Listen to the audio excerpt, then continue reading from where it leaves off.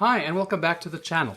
So in the last video that I did, I showed you how to set up Postgres using Docker Compose and how to use YoYo to do SQL migrations. And we went into a fair amount of detail as to what migrations are and how you can use them and why they're useful. So that was really to kind of set the stage now for this video, which is how we can get our data out of our database into Python objects like data classes or Pydantic models. So if you need to know which libraries I'm using and everything, the code as usual is in the Git repo, and you can also refer to the previous video that talks about the libraries that we're going to use and talks about YoYo and so on. But now essentially we have these two tables in our database. We have the employees table, which has a certain structure, right? We have an ID, which is a primary key. And then we have first name, last name, nickname. And then we have the department ID, which happens to be a foreign key to the departments table. Departments table is just a single ID for the primary key. It's a serial. And then we have the names of the actual departments, right? And then the employees. You can see the department ID is just the actual ID. It's that integer number. Okay, so now we want to run queries against this in our SQL code. So let's look at the first example. So let me try and minimize things so we can actually see what's going on.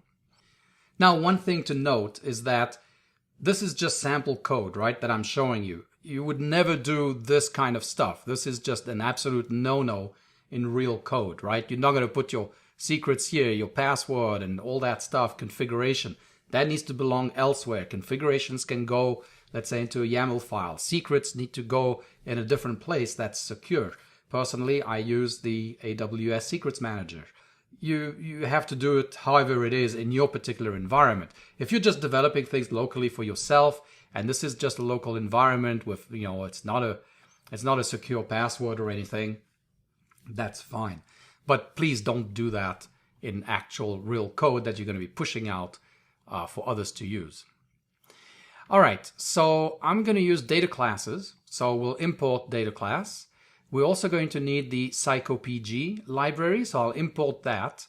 I also need to import from the rows submodule of psycopg. We're going to need dict row, named tuple row, and class row. We'll use those to map the row data that's in the tables in the database to Python objects, right? And then we're going to be using Pydantic as well, so I'm going to need to import base model and field. All right, so first thing I'm going to do here is to create a data class. So here we're going to create this data class, right? So hence the data class decorator. If you don't know what data classes are, I have some videos on data classes in this channel. You can go and check them out. By the way, if you also want to know about how to configure things using, let's say, YAML config files, I also have some videos on that in the channel that you can refer to. So I'm going to call this DC employee because that's the data class employee. Because I also want essentially the corresponding Pydantic model. So this is my Pydantic model. It's inheriting from the base model, right? And I'm going to call that one employee. So just to make sure I don't have a conflict in the names, this one is DC employee. This one is just employee. And this is my Pydantic definition for that class. Now again, if you don't know Pydantic, I have videos on Pydantic in this channel. I also have a whole course on Pydantic if you're interested on Udemy. Okay, so now let's go ahead and set up some queries. So I'm going to run a query first that's just going to return the raw data from the database. So to do that, we need a connection, right? And the connection is going to get passed in as an argument. We'll see what that is. But when we have a connection to the database, we need to create an instance of a cursor, and we can do that using a context manager. And then once we have a cursor, we can execute statements using that cursor. Here, I happen to be executing a select star from employees. So I'm just retrieving everything from the employees table. Once I have the cursor, it hasn't fetched the data yet, right? Basically, the cursor kind of sits there waiting to return data from the database. And I could choose to return rows one at a time. In this case, I'm just going to return everything in one shot. It's not a huge table, so I don't have to worry about it. So I'm going to fetch all the rows. And when I do that, I now have my rows populated. And so I'm going to do just a print out standard default return, and then if rows, right? So if rows is not empty, basically, I'm going to put in the show what the type of the row is. I want to know the rows that are coming back, what's the data type? And then I'm just going to print every row in the rows and see what's there, right? Now forget about run query with factory for a second. So I'm going to go ahead and just comment out these things. So you can see that to connect to psycopg, again, this is probably not the way you would do it in real code. Usually I have a service class, and the service class in the init takes care of all that stuff of getting things like the host, the port, the DB, and depending how it's connecting, the password, the user, creating that connection, and then making that connection available to the class. And then I'd have my cursors and my queries being executed from instances of that class. Here, I'm just trying to keep it simple. So I'm going to run this query tuple, and I'm going to pass it the connection. So I just do a psycopg connect using this particular connection string over here. That will create a connection to the database if everything works correctly. And then it's going to run this query over here. So let's go ahead and run it. So I'm going to run example 1. And let's see what we got. So it ran. And you can see that the type of each row was a tuple. So by default, that's how psycopg will return data. It's just a tuple, and you can see the tuple is this. It's in the same order as the columns of the table. We have the ID, we have the first name, the last name, the nickname, and the department ID. It just comes back as a plain tuple. And this is where people think that, oh, I need to use an ORM in order to get this into an actual class. Like, for example, the data class that I had over here, right? This DC employee, or maybe the Pydantic model, the employee class. But you don't need an ORM for that. So to do that, we need to use what are called row factories in psycopg.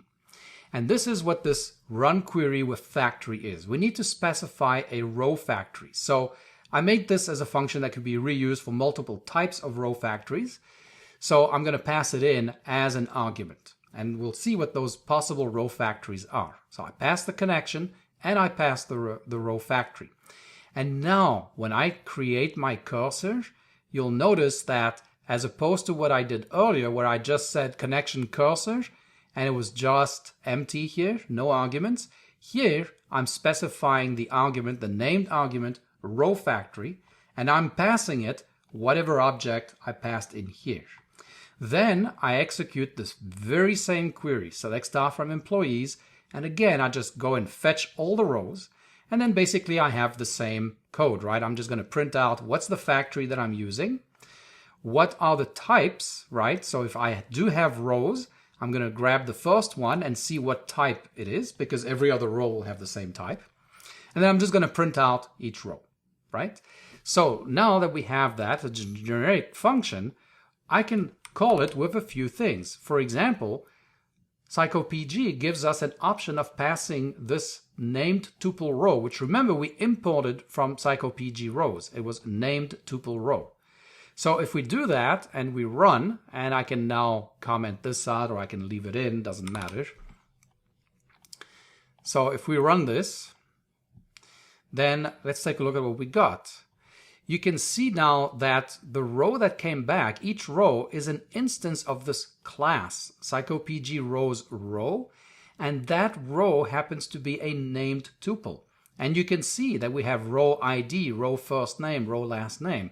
So with row now, I can access elements of each row by name, by saying, when I get the row here, I can type rows, for row and row, I can say print row, or I could even say print, let's say, row.id and row.firstname, for example.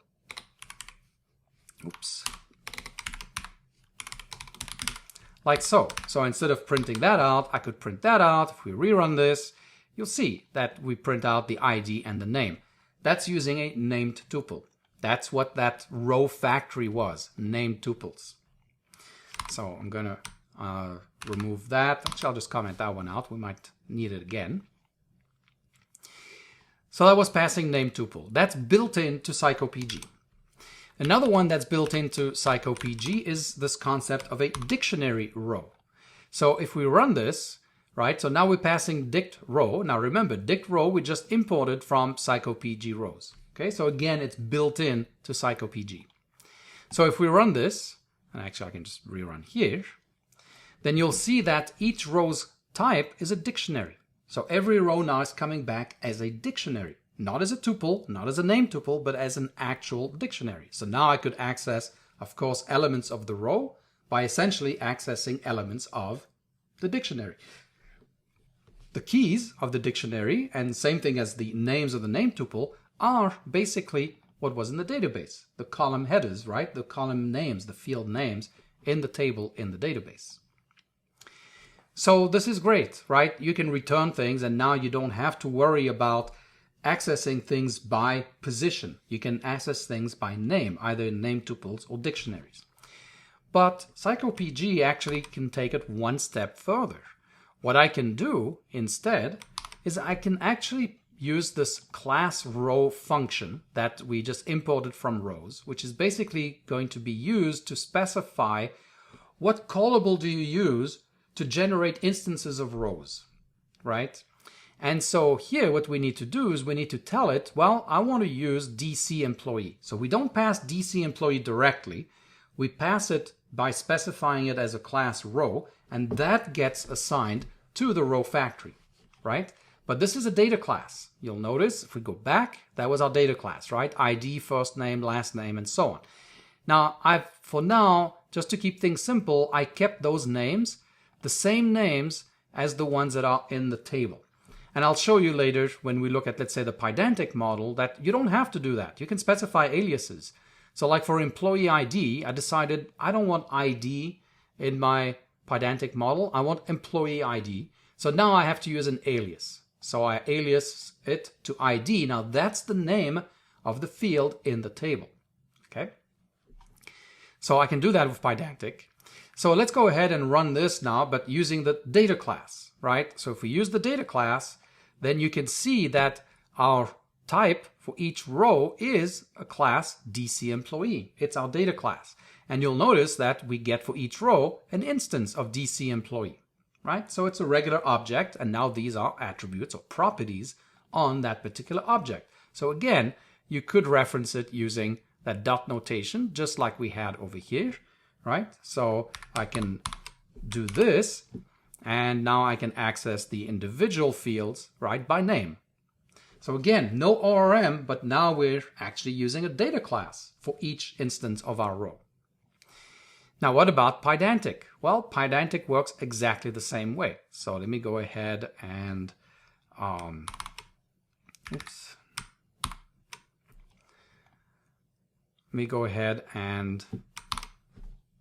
uncomment this. So you can see that I'm using this class row again. Okay, so we need that. We need class row. We cannot pass it directly as employee, which is our Pydantic model. We pass that as the row factory. That will get then used when we set the row factory over here, when we create our cursor. And then when we iterate through, let me go ahead and uncomment this one, or uncomment and then recomment that one. So if we run this, you'll see now that the types that we have for our class for each one of those is the employee class, which is our Pydantic model. And you can see that we have the representation of the Pydantic models over here. So it's no different than the data class, except those are Pydantic objects now. So again, we can also access it using just attribute names, like so. So if we run that, there's no attribute ID. Yes. Okay, that's a good point. If you remember what I said, is that I didn't want to use ID in my model. ID is the name of the field in the database, but I want to map it to employee ID in here. So here, on the other hand, I have to make sure that I'm taking employee ID, right? This is actually what's in my model. So let's rerun this, and there we go. Everything worked as expected. So this is how you can essentially bind your rows two objects in, well, it's not binding, but how you can essentially make your rows coming back from your database into actual objects in your Python code. And you have a choice, right? You can use plain tuples, which is the default. I don't use that because I really do not want to be messing around with, well, which position is this in, right? So named tuples might be a good one. You can use data classes and you can use Pydantic models. Very often I use Pydantic models because I use them elsewhere in my code for other reasons, especially when I'm writing REST APIs. Okay, so let's look at example number 2. So again, I'm just putting all the configuration code here. Please don't do that. Terrible idea, but I don't want to spend even more time doing other stuff like that. So I'm cutting way too many corners. So the difference here this is a Pydantic model, is that if you look back to what we had in the first one, what did we have for the department? Well, the department was that integer, right, that we have in our department table, or that we have, sorry, we have it in the department table, but this is actually coming from the employees table. So if we look at employees, it's this department ID. That's that column over here. Now, that's probably not what I want. I actually want the department, not the department ID. Now again, ORMs can take care of those things for you magically, right? They kind of, you can somehow tell them that, well, I don't want the ID, I want that. Honestly, I don't know how that works. So I'm not going to comment on that. But I know it can do it. I know I've used it in the past. I just don't remember how. So here, that's the difference, right? The department here is going to be the string. I actually want the department name in my model. I don't want the department ID. Maybe I want the department ID also, but here I decided I only want the department name. So I'm going to create a Pydantic class that's going to have that. And all I need to do, though, is just change my query. So again, this is where I was saying I'm very comfortable using SQL. To me, doing inner joins is like, well, it's nothing, right? Inner joins, outer joins, left outer, cross joins even. Yeah, I mean, this is how you work with data in a relational model. It makes sense to me. Trying to do the same thing using SQLAlchemy does not make sense to me. All right, so what do I want to do here? Well, I want to join, and I'm going to do an inner join. I don't really have to do an outer join here or a left outer join because I know the department ID is not nullable and it's a foreign key. So I know that every single employee record is going to have a valid ID that also exists in the departments table. So I'm safe just doing a plain inner join here. And I'm going to select from the employees table. But instead of returning the department ID, I'm going to return the department name from the departments table. And I'm going to alias that column as department, which is what this one is expecting. Now, of course, I could also specify here a field, and I could say alias equals name, for example, or equals name. I could do that as well. And then here I wouldn't have to alias that, right? So I'm just going to return it as department though, so then I don't have to worry about an alias over here. Depends how you want to do it, doesn't really matter. It all works the same way in the end. So I get my connection, I do my cursor, and I use my row factory using the employee Pydantic model. I fetch everything, and I'm just going to print all the rows out. So now, if we run this, then we just are going to get our Pydantic models, where we now have the employee ID, first name, last name, nickname, and the department that they're in as a string, no longer as the department ID. And just to show you about this alias that I was talking about, let's go and look at example 3. Example 3 is basically exactly the same, but remember what I was telling you about the aliases. So before, in the previous one, I was returning the department name as department. I was using an alias. Here, I'm not. I'm just going to say return everything from the employees table and return the name from the departments table. So it's a little different than what I had in example number 2, where I specified specifically which columns I wanted, right? And that was because my Pydantic model did not have department ID. It was kind of missing that, which is in the employees table. So to get around that, I just specified exactly which columns I wanted and then specified the department name as the department. I'm doing something a little bit different here. I still want to keep essentially the same model, right? Model, the employee ID, first name, last name, nickname, department. The one difference is I'm setting the alias here to name. So it's going to look for name in the result, in the data coming back from psycopg, from Postgres. And I'm also setting my model config to ignore extras. So if I'm ignoring extras and my query returns the department ID, it's going to be okay. It's just going to ignore it because it's not in my model. So now instead of having to specify every column that I'm returning from the employees table, I can just say select employees.star. Return everything from the employees table. Return the department's name.